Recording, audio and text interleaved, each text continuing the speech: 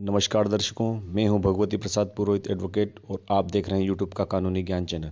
दर्शकों, यदि आपने हमारे चैनल को अभी तक सब्सक्राइब नहीं किया है तो अभी हमारे चैनल को सब्सक्राइब कर लीजिए और बेल आइकन को प्रेस कर दीजिए ताकि कानून की नई नई जानकारी वीडियो के माध्यम से सबसे पहले आप तक पहुंच पाए।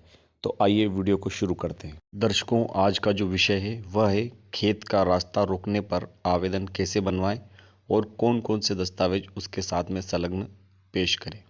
दर्शकों, यहाँ हम सबसे पहले समझ लेते हैं कि यदि किसी खेतीहर किसान के खेत का रास्ता किसी अन्य व्यक्ति के द्वारा निजी भूमि पर या कहीं चारागाह या मान्यता प्राप्त सड़क पर से रोक दिया जाता है तो उस मार्ग को खुलवाने के लिए मध्य प्रदेश भू राजस्व संहिता की धारा 131 के तहत प्रावधान है।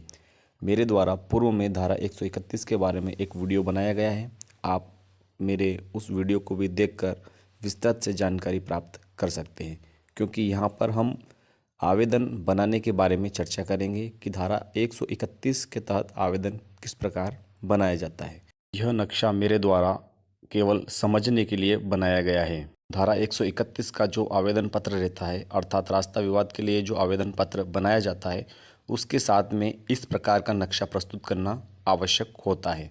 दर्शकों, यहाँ पर आपको जो नक्शा दिख रहा है, इस नक्शे में सर्वे नंबर 186, 187, 188 और बाद में 198, 199 और 200 लिखे हुए हैं।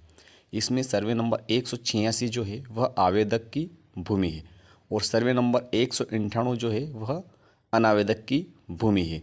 आवेदक यहाँ पर वह व्यक्ति होता है जिसके द्वारा आवेदन पत्र तहसीलदार महोदय के समक्ष पेश किया जाता है और अनावेदक वह व्यक्ति होता है जिसके विरुद्ध आवेदक ने आवेदन पत्र पेश किया है। अब हम इसको इस तरीके से समझेंगे कि सर्वे नंबर 200 जो है वह गांव का सर्वे नंबर है और गांव से वह व्यक्ति अपने खेत पर जाता है। कौन व्यक्ति? जो आवेदक है, जिसका सर्वे नंबर 186 है।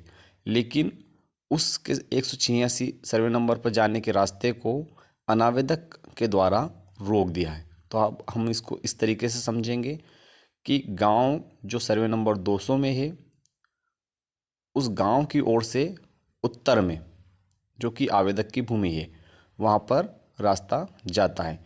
तो इस नक्शे में आप देखेंगे कि जो ग्रीन लाइन बनी हुई है, वाइट लाइन पर जो ग्रीन लाइन बनी हुई है, वह एक रास्ता है जो आवेदक की भूमि पर पहुँचता है। अब दक्षिण से उत्तर की ओर जो रास्ता जा रहा है, वह रास्ता सर्वे नंबर 200 से चलते हुए, अर्थात गांव से चलते हुए सर्वे नंबर 188 और 199 के बीच से निकल रहा है। बाद में वही रास्ता सर्वे नंबर 187 और 199 के बीच से उत्तर की ओर जाता है। फिर आगे चलकर वही रास्ता 187 और 198 के बीच से 186 पर पहुंच रहा है। लेकिन यहाँ पर आप एक गुलाबी कलर का निशान देखेंगे जहाँ पर लिखा हुआ है रास्ता अवरोध, अर्थात अनावेदक के द्वारा यहाँ पर रास्ता रोक दिया गया है।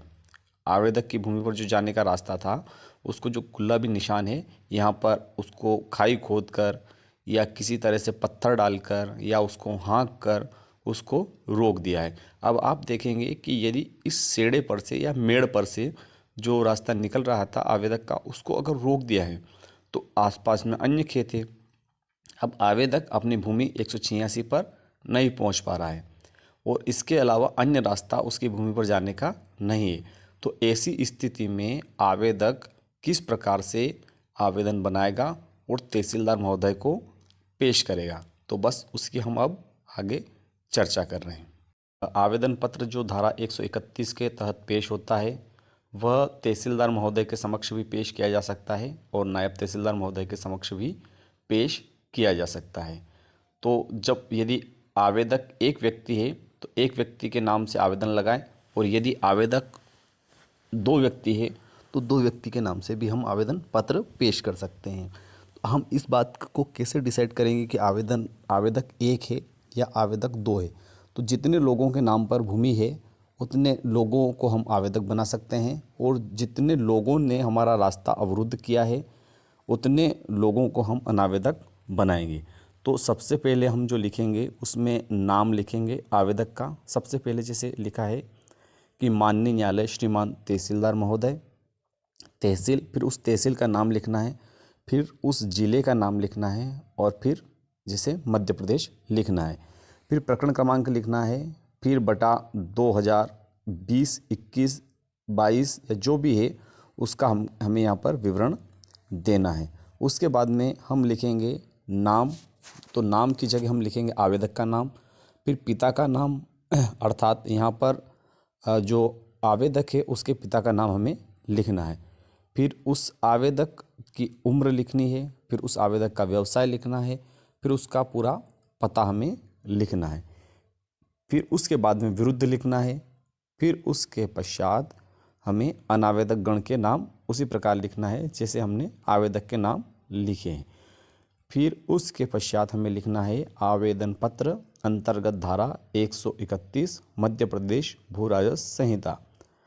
वैसे आवेदन पत्र में धारा का उल्लेख ना भी हो तो कोई दिक्कत नहीं है, रास्ते का अवरोध हटाए जाने बाबत ऐसा भी हम लिख सकते हैं। फिर उसके नीचे से लिखना है माननीय महोदय।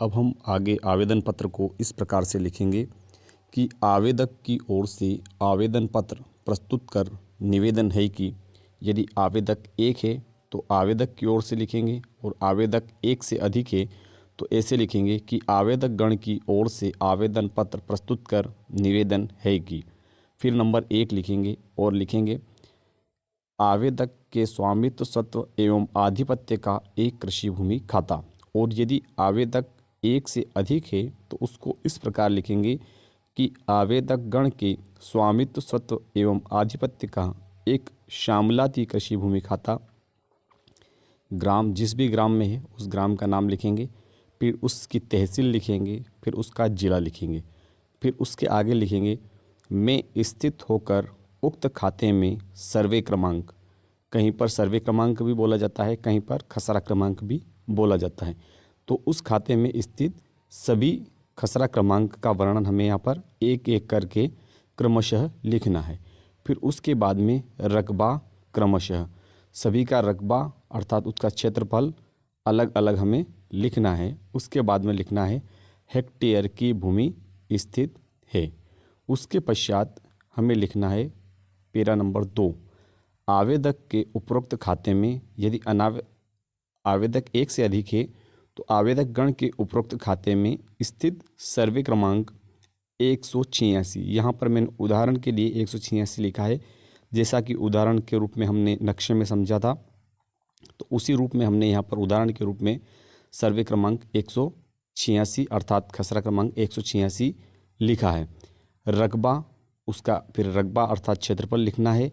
हेक्टेयर की भूमि पर कृषि कार्य करने हेतु कृषि उपकरण ट्रैक्टर आदि लाने ले जाने हेतु जो परंपरागत आदुती रास्ता है, इसका मतलब होता है कि पुराना प्राचीन रास्ता है, वह अनावेदक की भूमि सर्वे क्रमांक 198। यहाँ पर अनावेदक अगर एक है तो अनावेदक लिखना है, अनावेदक एक से अधिक है तो अनावेदक गण लिखना है। वह अनावेदक गण की भूमि सर्वे क्रमांक 198, यह 198 भी हमने जो नक्शा पहले समझा था उसी के अनुसार उदाहरण के तौर पर हमने यहाँ पर लेख किया है। यहाँ पर जो भी अनावेदक का सर्वे नंबर अर्थात खसरा नंबर होगा उसको आपको उल्लेखित करना है। फिर आगे लिखना है रकबा, रकबा अर्थात उसका क्षेत्रफल, हेक्टेयर के यहाँ पर कोष्टक में मैंने लिखा है पूर्व पश्चिम उत्तर या दक्षिण, तो जो भी दिशा है उस दिशा का हमें यहाँ पर वर्णन करना है। जैसे कि हमने नक्शे में समझा था तो उस नक्शे अनुसार पूर्व दिशा थी, तो यहाँ पर हमें पूर्व दिशा का वर्णन करना है। हेक्टेयर के पूर्व दिशा की मेड़ से होकर जाता है जिसे अनावेदक के द्वारा हाँक जोतकर या पत्थर डालकर बंद कर दिया है। तो जिस भी प्रकार से अनावेदक ने आवेदक के रास्ते को अवरुद्ध किया है अर्थात बंद कर दिया है उसका वर्णन यहाँ पर हमें करना है। यदि उसने हाँक कर किया है तो हाँक कर लिखना है, या पत्थर डालकर अगर उसने उस रास्ते को बंद किया है तो पत्थर डालकर बंद कर दिया है ऐसा लिखना है। या अन्य किसी भी प्रकार से बागड़ लगाकर यदि बंद किया है तो उस प्रकार का वर्णन हमें यहाँ पर करना है। अब हमें आवेदन पत्र में आगे पेरा क्रमांक 3 इस प्रकार लिखना है कि उक्त मार्ग अनावेदक के द्वारा अवरुद्ध कर दिए जाने के कारण आवेदक को अपने उपरोक्त सर्वे क्रमांक अर्थात खसरा क्रमांक 186, जिसको हमने उदाहरण के रूप में लिखा है, रकबा अर्थात उसका क्षेत्रफल, हेक्टेयर की भूमि पर आने जाने में एवं कृषि उपकरण लाने ले जाने में परेशानियां उत्पन्न हो रही है। उक्त मार्ग के अतिरिक्त आवेदक की भूमि पर जाने का अन्य मार्ग स्थित नहीं है। चौथा पेरा लिखना है, वर्तमान समय कृषि का महत्वपूर्ण समय है। यदि आवेदक के खेत के मार्ग के अवरोध को नहीं हटाया गया तो आवेदक अपना कृषि कार्य नहीं कर पाएगा तथा अपने परिवार का पालन पोषण नहीं कर पाएगा। इसलिए उक्त मार्ग के अवरोध को हटवाए जाने हेतु यह आवेदन पत्र प्रस्तुत किया गया है। और पांचवा पेरा हमें इस तरीके से लिखना है कि आवेदन पत्र के साथ नजरी नक्शा पेश है। जैसा कि मैंने आपको पहले बताया था, उस प्रकार का नजरी नक्शा हमें पेश करना है। साथ ही सर्टिफाइड कापी भी नक्शे की हमें पेश करनी है, क्योंकि जो नक्शे की सर्टिफाइड कापी रहती है या पटवारी महोदय से जो प्राप्त नकल रहती है नक्शे की, उसमें यदि नक्शा अंकित नहीं है तो ऐसी स्थिति में हमें साथ में नजरी नक्शा पेश करना है। नजरी नक्शा के रूप में आप इंटरनेट से नक्शे की प्रति प्राप्त कर उसमें नजरी नक्शा भी बना सकते हैं। तो पांचवा पेरा हम ऐसे लिखेंगे कि आवेदन पत्र के साथ नजरी नक्शा पेश है, जिसे इस आवेदन पत्र का अभिन्न अंग माना जावे। अब हमें आवेदन पत्र का अंतिम पेरा इस प्रकार लिखना है, जिसको हम सहायता कहते हैं। अतः माननीय न्यायालय से विनम्र निवेदन है कि आवेदक द्वारा या आवेदक गण द्वारा प्रस्तुत आवेदन पत्र को स्वीकार कर आवेदक की भूमि सर्वे क्रमांक अर्थात खसरा क्रमांक 186, जिसको उदाहरण के रूप में हमने माना है, रकबा अर्थात उसका क्षेत्रफल, हेक्टेयर पर आने जाने वाले एवं कृषि उपकरण लाने ले जाने वाले मार्ग का अवरोध जो कि अनावेदक के द्वारा किया गया है को हटाए जाने हेतु आदेश पारित करने की कृपा करें। उसके बाद में हमें दिनांक का वर्णन करना है, जिस तारीख को हम आवेदन पत्र प्रस्तुत कर रहे हैं। उसके बाद में माह का वर्णन करना है, फिर वर्ष का वर्णन करना है, 2021 या 2022 या 2023 जो भी वर्ष है उस वर्ष का हमें वर्णन करना है। एक बात और हमें ध्यान रखना है कि आवेदक हस्ताक्षर या निशानी अंगूठा, जब यदि आवेदक हस्ताक्षर करता है तो उसके हस्ताक्षर करवाएं, या निशानी अंगूठा करता है तो उसका निशानी अंगूठा करवाएं। ध्यान रखें, आवेदक के ही हस्ताक्षर या निशानी अंगूठा उस आवेदन पत्र पर करवाया जाना जरूरी है। आवेदन पत्र के साथ निम्नलिखित दस्तावेजों को सूची अनुसार पेश करें। चालान ₹100 का MP ट्रेजरी से जो जमा होगा उस चालान को हम साथ में संलग्न करेंगे।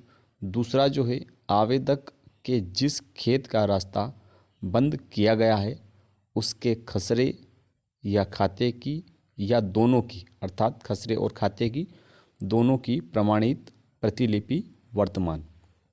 तीसरा जो महत्वपूर्ण दस्तावेज होता है वह होता है अनावेदक ने जहां खेत का रास्ता बंद किया है, अर्थात आवेदक की ज़मीन पर जाने का जो रास्ता अनावेदक ने बंद किया है उस जगह के खसरे या खाते या दोनों की प्रमाणित प्रतिलिपि वर्तमान। चौथा महत्वपूर्ण दस्तावेज जो होता है वह होता है आवेदक की भूमि जहां रास्ता जाता है और जहां पर अनावेदक के द्वारा रास्ता रोका गया है उस स्थान का पटवारी द्वारा या तहसील कार्यालय की नकल शाखा से प्राप्त नक्शा।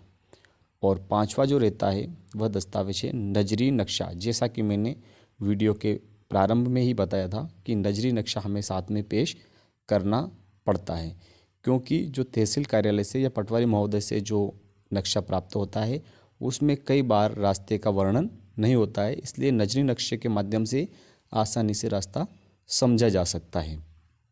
छठा जो सबसे महत्वपूर्ण दस्तावेज मान सकते हैं, उसको दस्तावेज हम नहीं कहेंगे, लेकिन एक शपथ पत्र जो रहते हैं वो भी हमें साथ में पेश करना चाहिए, जिनको आवेदक के खेत पड़ोसी या गांव के लोगों के शपथ पत्र कहा जाता है।